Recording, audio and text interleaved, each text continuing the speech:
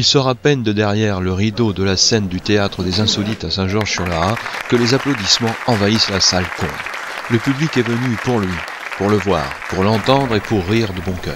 Là, je suis sur scène, ils sont devant moi en plus. Pas vrai maintenant. Comment? S'il y a du monde, bah oui, c'est plein.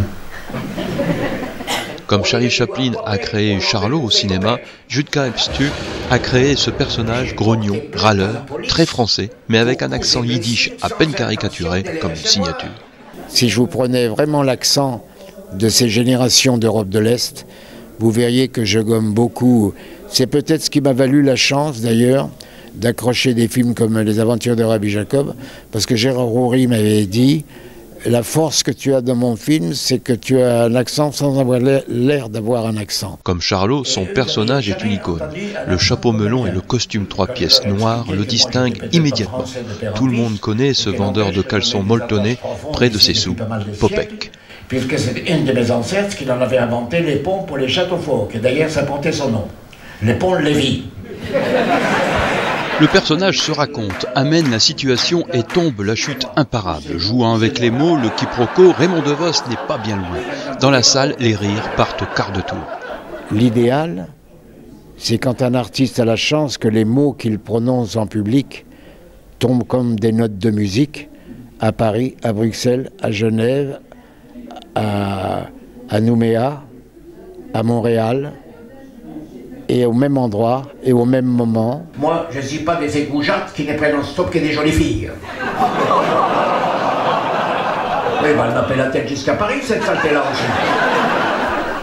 J'ai dit, mademoiselle, si vous saviez comme j'aimerais être à la place de ces roses, rien que pour être serré dans vos bras. Elle me répond sans se retourner, ne vous y fiez pas, dès qu'elles arrivent chez moi, je leur coupe la queue. Le public qui ne se trompe jamais s'est précipité pour réserver cette rencontre et le Théâtre des Insolites d'Emmanuel Valois a affiché complet pour les 2 soirs de représentation. Et c'est Popek, c'est un grand monsieur, puis c'est le plus grand du musical. C'est le Charles Aznavour de l'humour, il faut bien le dire. À 83 ans, avoir cette pêche-là, c'est quand même magnifique. Je voudrais un rouleau des papiers hygiéniques, la machin de lui demander avec ça, comment, et avec ça, bah, avec ça, on va s'étorcher les quilles, madame. On connaît Popek depuis plus de 10 ans maintenant, et puis on arrive à justement faire en sorte de le convaincre de venir jouer dans une petite salle qui est quand même réputée, puisqu'on nous appelle le petit Olympia du Nord. Et puis après Anne Romanoff, après Juliette Gréco, après toutes les vedettes qui sont venues ici, bah, Popek avait sa place, il était déjà sur mes murs en photo, mais il le sera davantage à partir d'aujourd'hui. À la sortie, le public est sous le charme du doyen de l'humour français.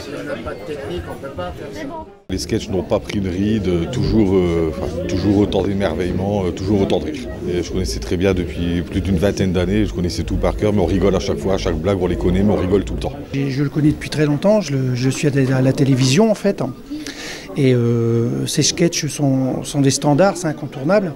C'est un monsieur qui nous a fait rire pendant 80 minutes. Il est top, il est superbe, il est très très bien. On dirait qu'il a 20 ans de moi.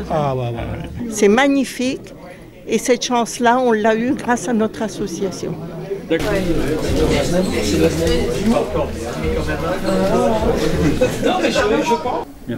De rien, voilà. J'enlève mon chapeau. Parce que sans le chapeau, il n'y a plus de Popek. Regardez, l'accent est parti. C'est miraculeux ça. Hein, c'est fou quand même. Voilà.